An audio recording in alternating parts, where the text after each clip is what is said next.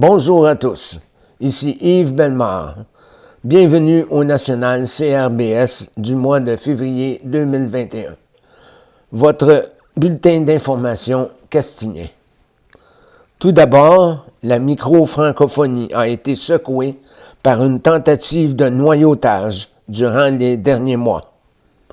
En effet, l'ancien candidat et ancien co-régent de la République autonome d'Europa, une enquête menée par le Haut Commissariat a révélé que Paul-Antoine Longueux possède plusieurs identités micronationales et aurait tenté de se faire élire secrétaire général dans le but d'y faire de l'espionnage. Parmi ses exploits, il aurait accédé à la co-régence aux côtés de Glenn d'Europa sous une fausse identité et aurait été à la fois ministre d'État des Principautés unies de Locadbert et Glencoe. Le prince Yannick, selon les informations, le grand responsable de cette fuite. Il aurait mentionné que Pierre de Sandovi, qui a été à la tête de son gouvernement en décembre, n'était autre que Paul-Antoine Longueux et qu'il aurait utilisé Europa comme un moyen secret pour s'introduire. Le co-régent d'Europa, Glenn, a réagi en organisant un coup d'État le renversant. La Constitution européenne ne prévoyant pas cette situation, donc, les deux personnalités se considèrent comme chefs d'État.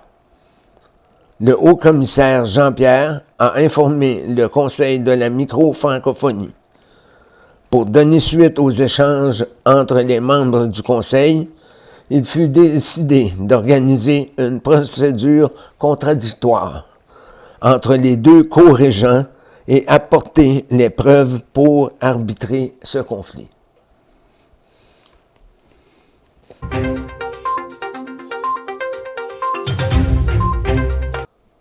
Selon le palais neugravial, l'intronisation de la neugravine héréditaire Marie-Philippe, qui devait avoir lieu le 10 mars prochain, sera reportée le jour de la fête nationale castilienne, le 23 juin prochain, selon les renseignements obtenus par la CRBS. Les raisons avancées sont les consignes sanitaires actuellement en vigueur, interdisant toutes les réunions et rassemblements ainsi que la fermeture des lieux de culte. La réglementation interdisant les rencontres et même les rassemblements en vigueur, et sans oublier qu'un couvre-feu à 20 heures dans l'Outaouagasipi, tandis que pour le Vanlinois, il est permis d'avoir des rassemblements de 8 personnes venant de 2 adresses différentes à l'extérieur, et il demeure interdit de se rassembler à l'intérieur avec un couvre-feu à 21h30. La joie des Castiliens sera d'autant double. Avec les célébrations de la fête nationale, les citoyens accueilleront officiellement leur nouvelle neugravine.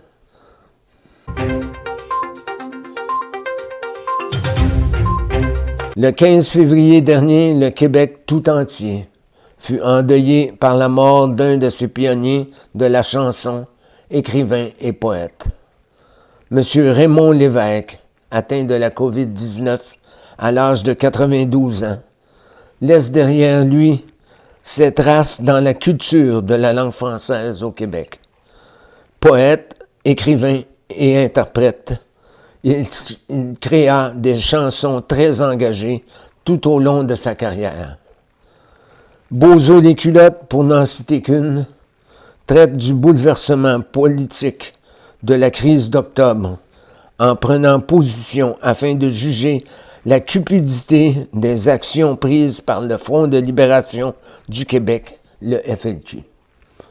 Mais sa chanson fétiche, auteur de la chanson universelle qui lui donna sa notoriété mondiale, fut certes « Quand les hommes vivront d'amour », qui prône au sommet de toutes les chansons d'expression française. Monsieur Lévesque, votre passage sur Terre restera à tout jamais dans les annales de notre histoire. Quand les hommes vivront d'amour, ce sera la paix sur la terre. Les soldats seront badous, mais nous serons là, mon frère, dans la grande chaîne de la vie, où il fallait que nous passions, où il fallait que nous soyons.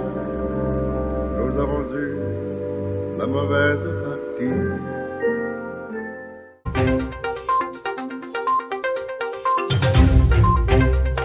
C'était votre national CRBS du mois de février 2021. Ici Yves Bellemare, je vous souhaite une bonne soirée et au mois prochain.